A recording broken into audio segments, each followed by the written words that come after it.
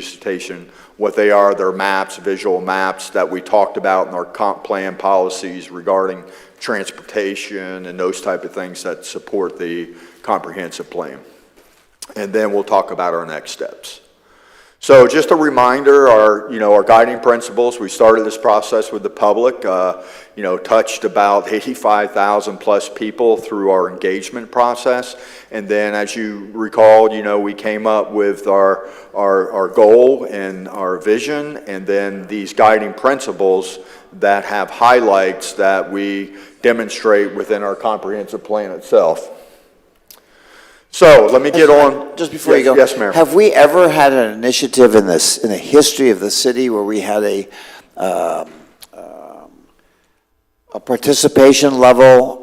It's not only the magnitude, just as a percent of total of the population at this level. I mean, this is unprecedented, right? Yes, sir. I've been here since 2002 as the first environmental planner, and we have never engaged like we have. Amazing. So, okay, thanks. Yes.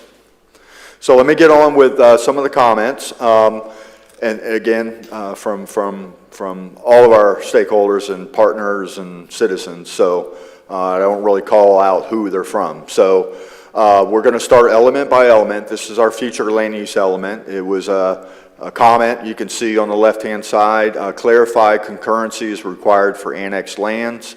And then you see our staff response in the red with the underline. So we revised that policy to clarify concurrency is required. So the next comment is define in detail what is low impact recreation. That was a request to have a definition. You can see the definition there, and it's also contained in the glossary that we submitted as part of your package to define that. Now we move on to transportation. Objective 212, identify the statutory basis for transportation concurrency. As you can see underlined to that 212 objective, we underline the section in the statute for transportation concurrency. For objective 218, we received a comment that says add policy regarding noise around the airport and rails.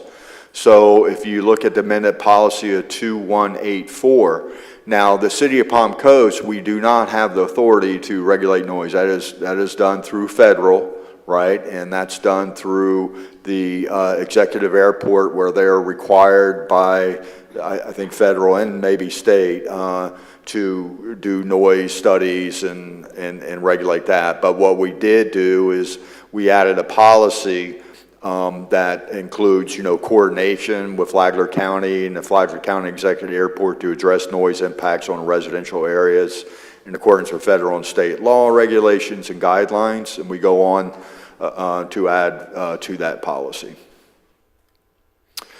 Transportation element, objective 218, add policy regarding noise around the airport and rails. This one we added two new policies. The first one was for the airport.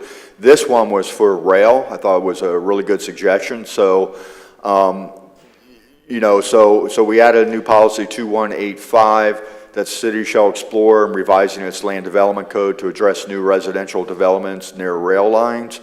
Potential measures under consideration include noise abatement requirements, establishment of vegetation buffers, and rail proximity and guidelines. So that's something that we will introduce and look at within our land development code regulations. Address motorized bikes on sidewalks and trails. There was concern about, the safety when it comes to e-bikes. We did add a new policy 2229 that we would encourage e-bikes and micro-mobility vehicles where appropriate as determined by the city. However, to ensure safety for both pedestrians and other micro-mobility users, the city shall consider safety measures such as speed limit on multi-use path and sidewalks. Is that something that exists today anywhere, a speed limit on the sidewalk? It makes total sense, but that's the first I think I've ever heard of it. Well, I think that's one thing that we would look at. We have another policy that was also asked, and I believe it was a city council discussion about us studying e-bikes, where we'll go and study the law and everything like that. It's coming up later. So we have two two proposed new policies that address e-bikes, Gotcha. because I it is a haven't- growing trend. I have another quick question. I'm beginning to see more and more golf carts being driven on the walkways or the trail roadways or around in the area. Are there any details on that, or are they expecting that we're going to be able to have the use of golf carts in the neighboring areas? I think the way the old ITT design of our 42,000 platted lots probably would be not, it wouldn't be a good spot for golf courses in those areas, but the way new development may be designed, like town center, there's definitely potential opportunities for golf carts in town center, because you can't get on major roadways, and there's regulations that pertain to that.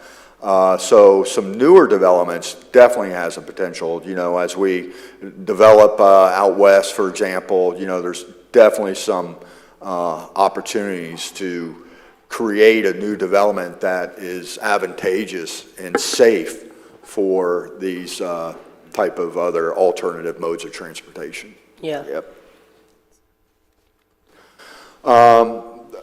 Another comment is add something to be fiscally responsible by incorporating roadway markings and striping as part of a resurfacing project. That was a great idea from somebody. So we revised policy 24111 to consider when we are resurfacing or have road projects that we consider simultaneously performing markings or striping improvements to save cost and money. There was a suggestion that we share with the public the roadway maintenance schedule annually. You know that we do this, and I know our marketing department and communications department does an excellent job at having online and letting our citizens know that we have construction projects such as roadways, but we did incorporate a new policy stipulating that at a minimum, we would, if we know of some planned roadway maintenance schedules, that we will have it on our city website. Another comment, use grants that are available for the schools to improve roadway safety and also for sidewalks and trails.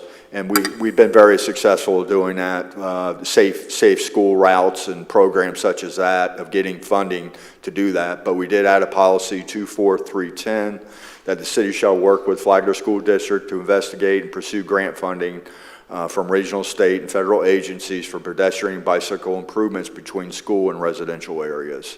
Right, would it be appropriate to consider bus stops in that piece?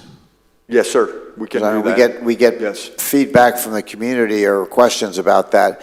And quite frankly, 2.4.1, am I missing something there? Is that not part of the ordinary process? If you're going to resurface a road, you put the lines back on? It is.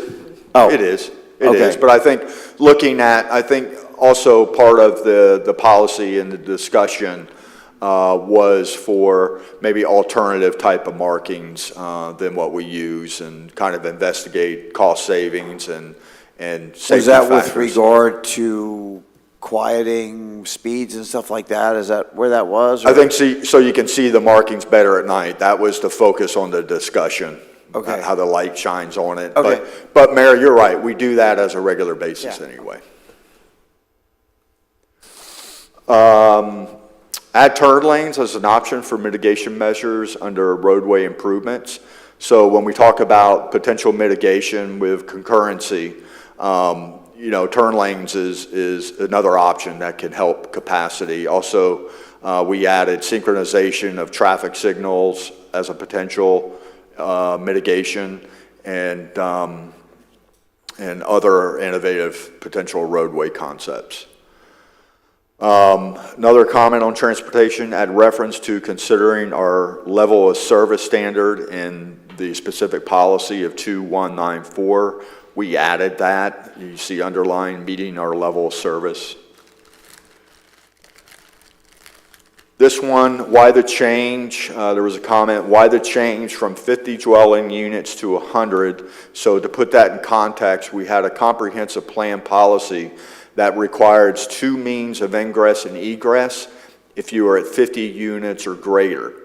So the question is, why the change from 50 to 100. And the reason we made the change was that we're aligned with the, Fong, it was the, not, the state fire code that has that requirement of 100. So we wanted to be consistent with that number.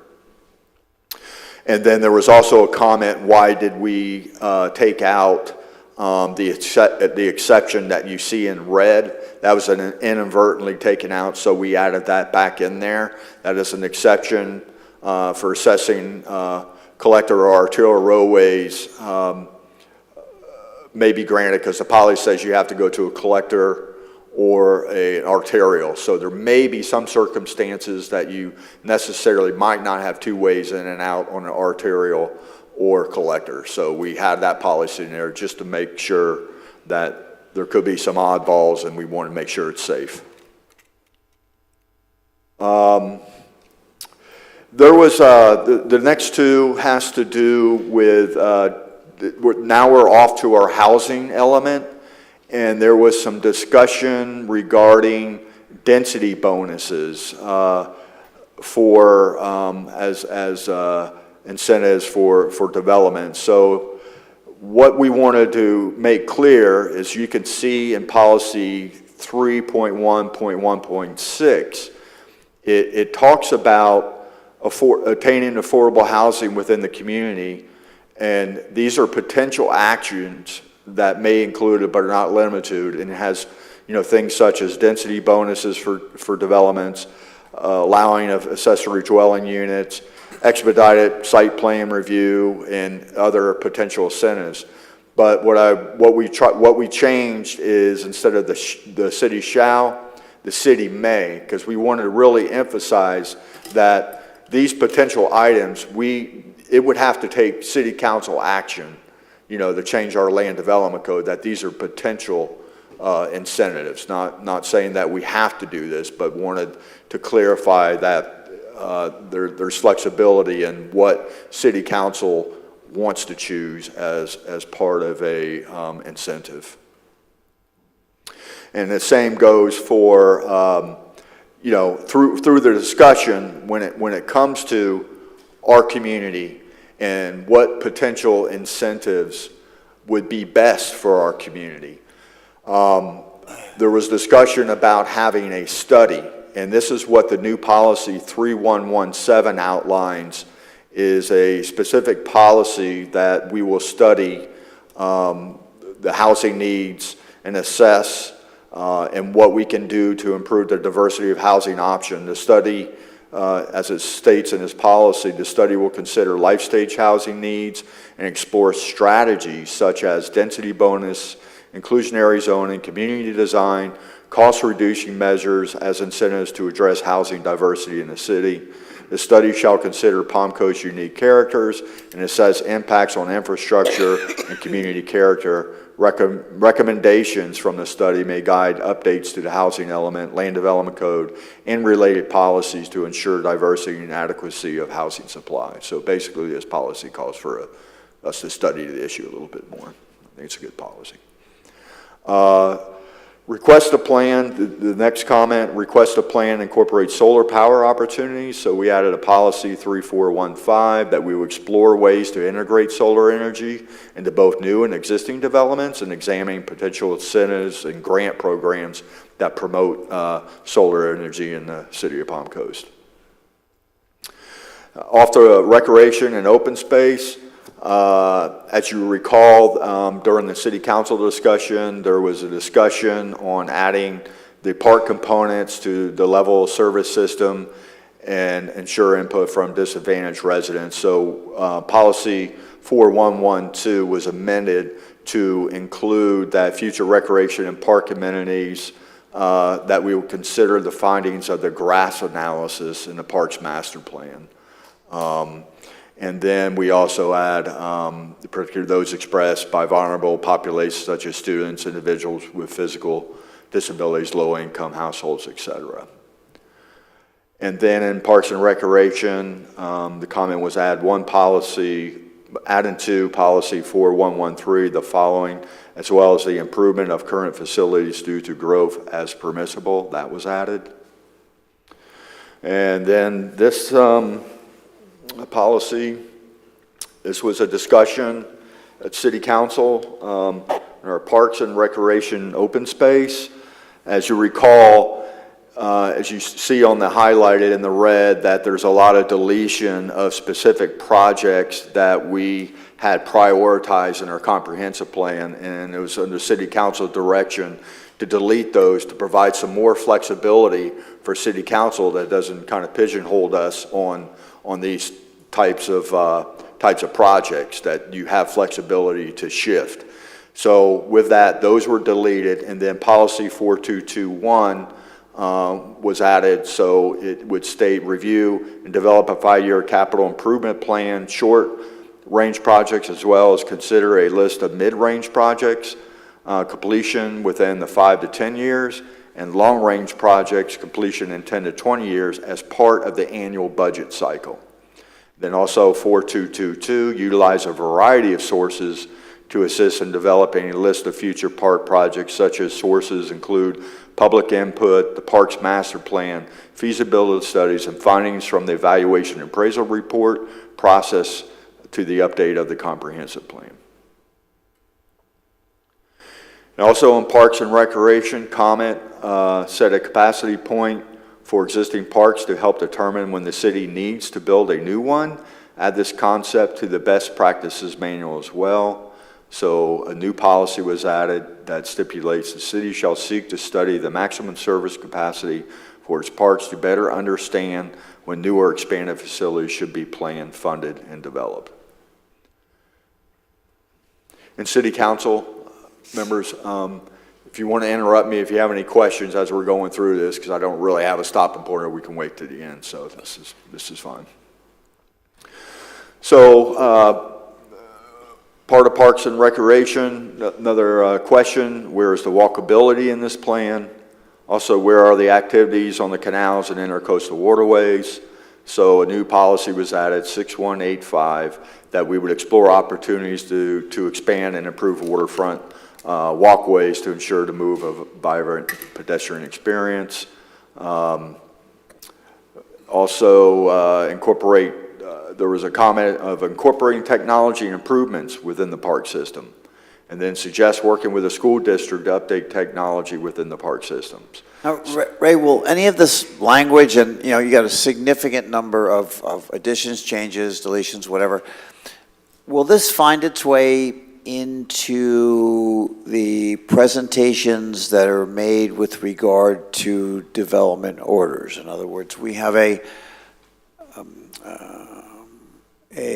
not a procedure, but a presentation that is done for each new development, which the development has to conform to, I forget how many different areas, elements, categories, whatever. Now, the changes that we're talking about here, or the resulting product, does that find its way into that development order presentation? Yes. And obviously Yes, sir. in advance of that, with the developers and everybody else, so that it's done according to, this. So that's what we can expect? That's right. The implementation of the comprehensive plan after it's adopted is, number one, make land development, applicable land development code changes. And exactly, Mayor, the staff report, like we're doing a presentation for a rezoning, or we're doing a presentation for a site plan, we would definitely incorporate a lot of these new policies into that, because we still need to show consistency with the comprehensive plan when it comes to rezonings, future land use map amendments, technical site plans. So all this, yes, sir, we would have to go through our staff reports, make changes to that to incorporate these new policies to support that project. Because, this is exactly what the public and what the residents want to see for the future, so it'll naturally fall into those as we put these into operation and approval and build for the future. Good. Yes, sir. Yes, sir.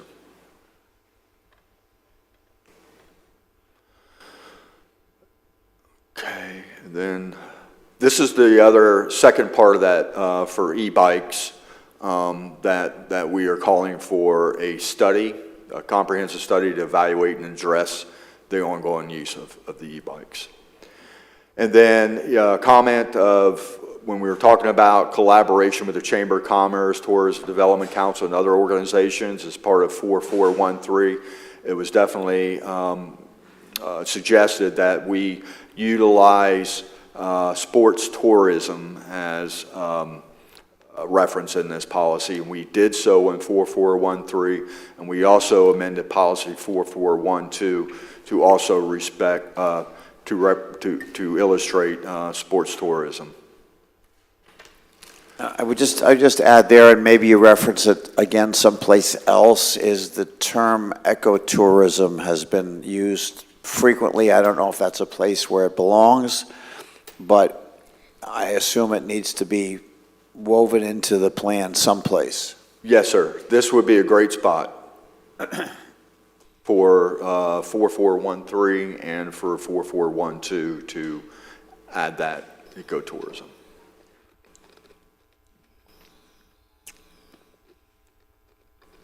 Objective 525, the LDC be updated to require a dry line to be installed for all new development for future reuse. So you know we have the reuse lines, right? So it's suggested, hey, we should look at the potential of changing our land development code to allow dry lines.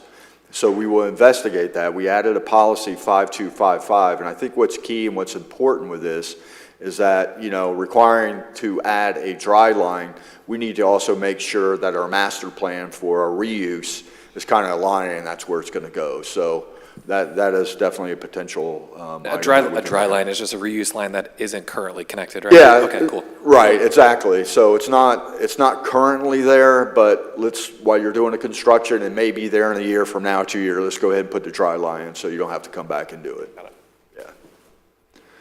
Make clear that Volusia contract for solid waste is a backup, so we added before expiration of the current Volusia County ILLA and set it by the year 2026. Add text indicating that tree protection is essential to preserving Palm Coast quality of life. That statement was added to our amended Objective 6111. Also, part of our conservation coastal management include language which states that the city desires to minimize the impact of development on natural resources. We added that, ensure that the LDC clearly states that the city desires to minimize the impacts of development of natural resources, including historic and specimen trees. Furthermore, if a developer successfully demonstrates that tree removal is unavoidable for on-site development to occur, development must mitigate. We will address that in our land development code. Also, now we move on to intergovernmental coordination element. Suggest putting ongoing maintenance of our saltwater canals somewhere. Did you decide? So we did add a policy, new policy 7611, and I'm gonna go ahead and read this because this has been a big discussion throughout the years. The City of Palm Coast shall coordinate with applicable local, state, and federal agencies to identify and secure funding for the maintenance of saltwater canal facilities. This collaboration will involve establishing communication channels to share funding opportunities, participate in joint planning sessions, collaborating on grant applications, exploring cost-sharing agreements, and ensuring alignment with environmental regulations.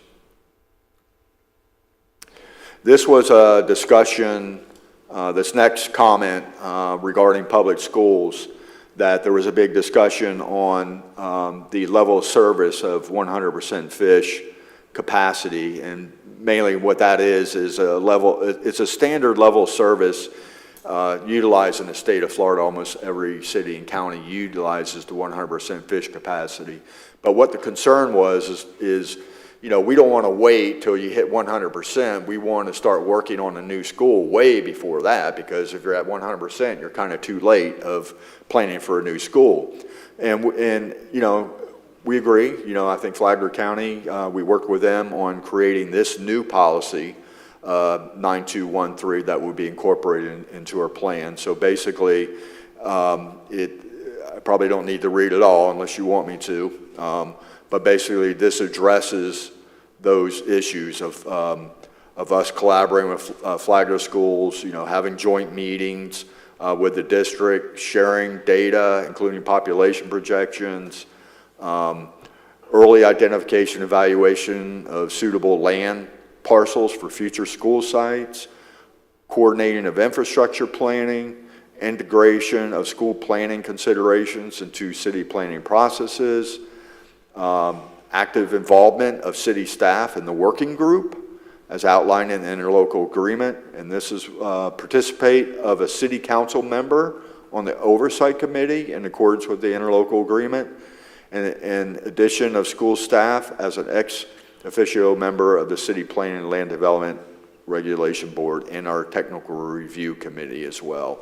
Now, Ray, I currently chair the existing committee. Now, it's my understanding, and Councilman Clufus attends as well, the procedure for new school concurrency is rather involved, lengthy, and dictated by the state. Does that dovetail with this policy? Because there's a lot of things the school district has to do before you can even push the go button on looking for a new site. Are we okay? And this policy reinforces that or works together with that? Yes, Mayor. For the record, Kathy Ebaugh from JB Pro, consultant on this project. So this policy is, in a lot of ways, just a reiteration of reflection of the good work that is already happening and the good coordination that already happens between Palm Coast and Flagler Schools. Okay. This policy is just stating what we are already doing so that the issues of knowing when capacity is going to be needed, knowing when schools are going to need to be added, is something that is well planned for in advance, but that is activities that you have already been working on. Very good. Okay, thank you.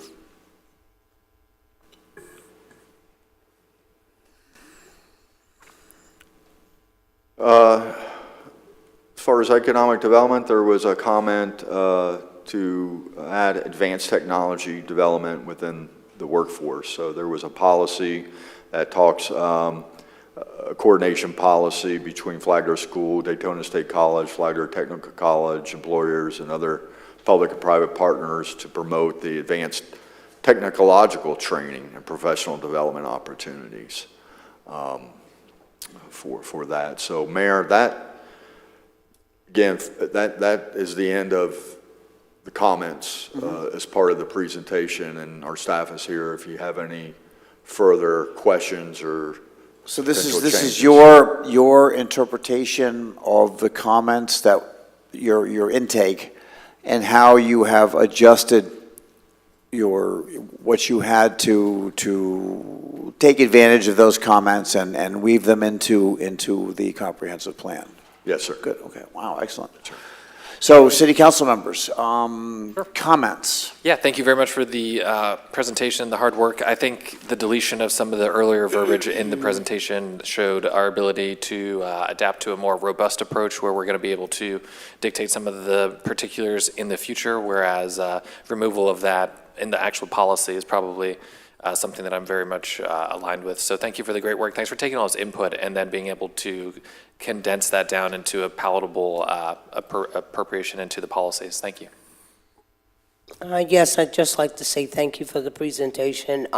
Everything seems to be well thought out, and we are executing the plan as far as our comprehensive 2050 plan, and thank you so much for the presentation. So, and I'll just comment right now. I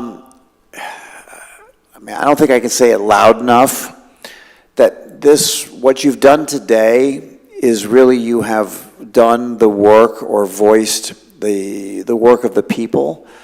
This is not staff designing the comprehensive plan for the future.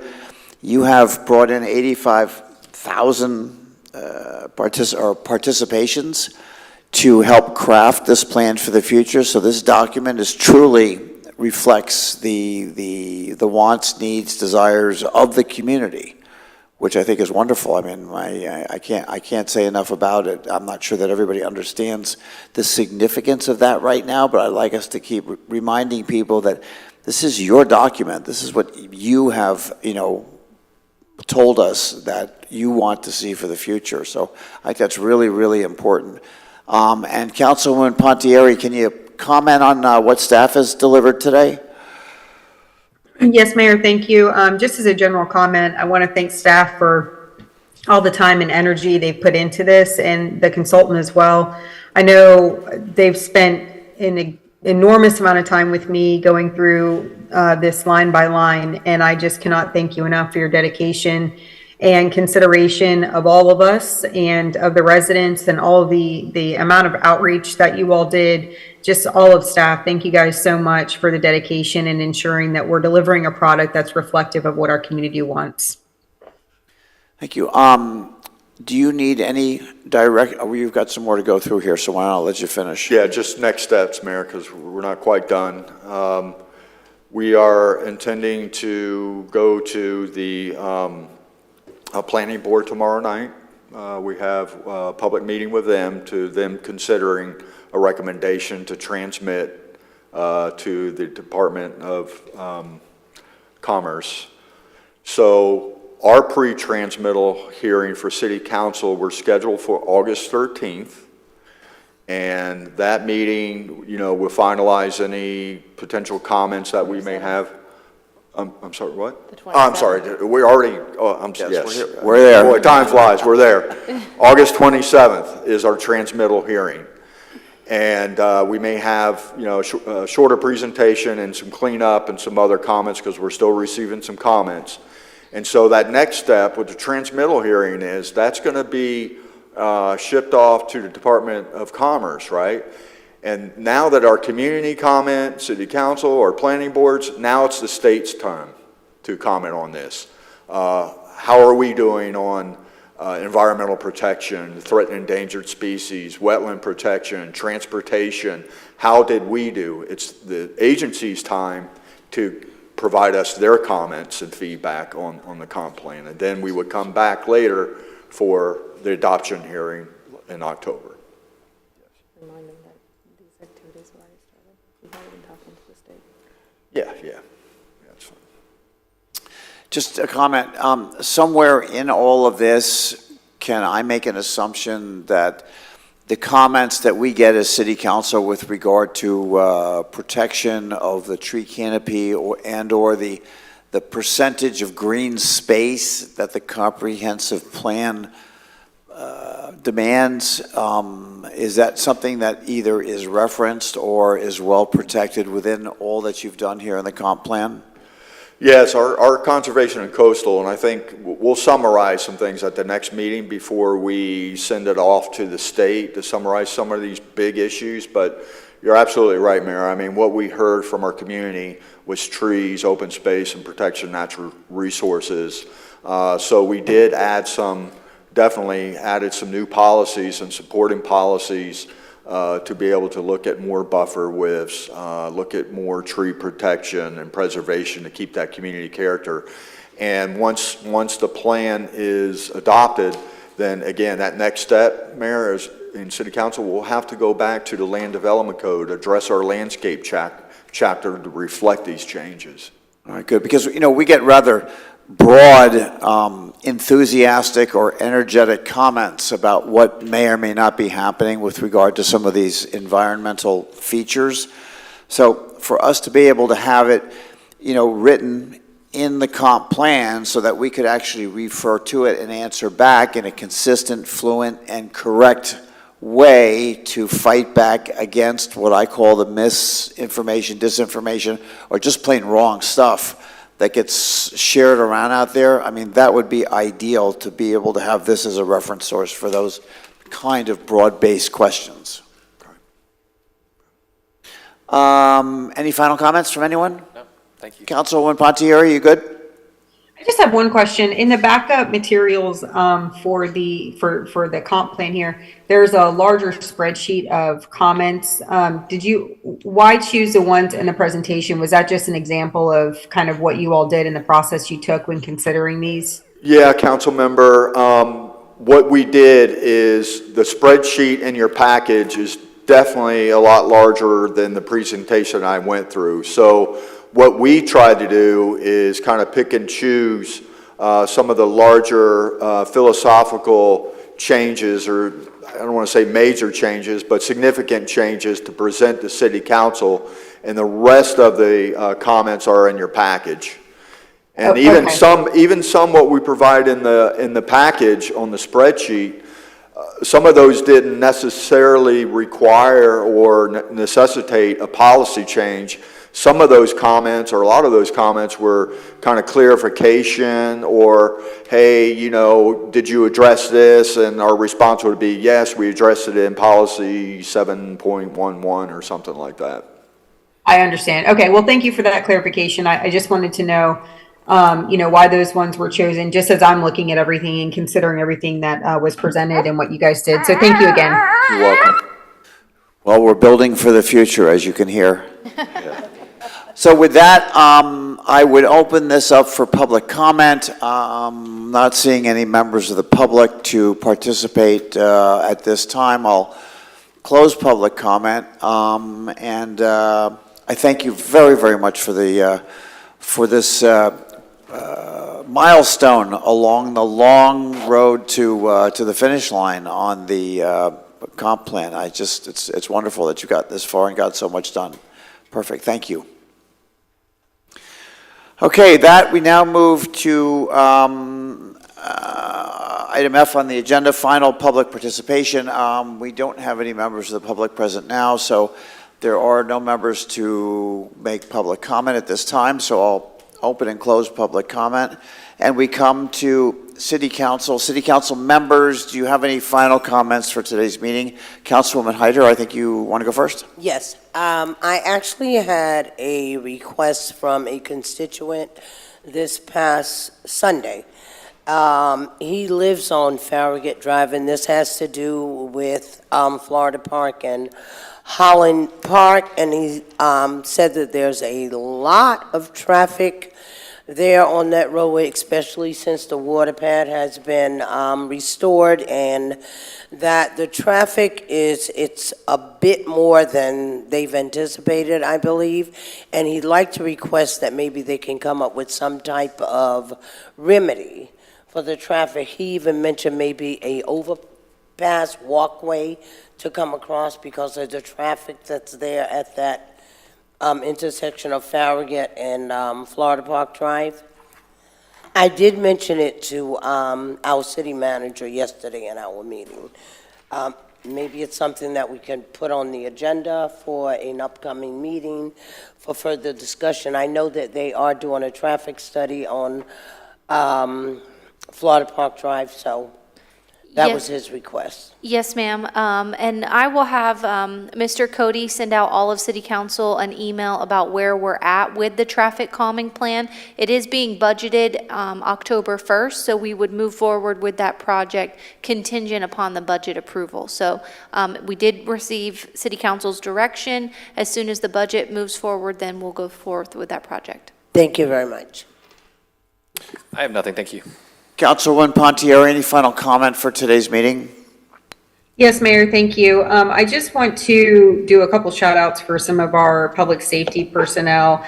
Master Deputy Kyle Gaddy was named a finalist for the FSA's Association Law Enforcement Officer of the Year. He did not end up being awarded that, but just to be named as a finalist is quite an accomplishment. And I know I see Master Deputy Gaddy in a ton of news releases. He just does fantastic work for our community. So congratulations to him. I also want to congratulate, we had quite a few of our firefighters get promoted to engineer or to lieutenant, so want to congratulate them. And then also I saw a news release regarding the long, almost 2-decade tenure of our beloved Chief Barry Hill, so congratulations to him as well, and thank you for his service. And I bring this up because I think it's really important that as we look at the budget, as we look at the millage rate, we need to be very mindful of that these are individuals in our community that put their lives on the line every single day for us. And when we're talking about headlines for a rollback rate, And looking at the millage, it's easy, very easy to say that, we didn't increase property taxes, and we're not looking at increasing property taxes, but that we did a full rollback. But when we do that, we hold people's lives in our hands. And I think it's really important that as we look at all of the accomplishments in our community from our first responders, that we keep that as top of mind rather than trying to make a headline of being able to grant a full rollback. So I just want to put that in that context and congratulate all of our first responders and all the work that they do in our community. All right, thank you for your comment. Not quite on that order of magnitude. I do have two questions, if I would. They're more for follow-up. The city has been considering additional land acquisition through I believe a budget pool in Tallahassee for the acquisition of land. Specifically, I'm talking about the land under 95 over on the Intracoastal. I know you all have a meeting coming up with the county. I'd like an update when you're able to provide one, because it's an example of the city, once again, trying to protect conservation lands. It's a little different than the canopy, but somewhat related. So I would ask for that update when it becomes available. Sure, Mayor. And secondly, the Updates available. update's available, okay. Good afternoon, Mayor, City Council, Jason DiLorenzo, Chief of Staff. I'm meeting with the county tomorrow. Good. Yep. Okay, so great. So, I mean, that could be good news, so just keep us up to date on that. I just wanted to highlight the fact that the city is aggressively trying to, secure these additional properties using the money from Tallahassee. And I guess while you're standing there, now that you volunteered to come up to the podium, so the school just opened, and the Imagine School is, of course, a touch point or a hot spot. And there is a new community of residential homes back behind it.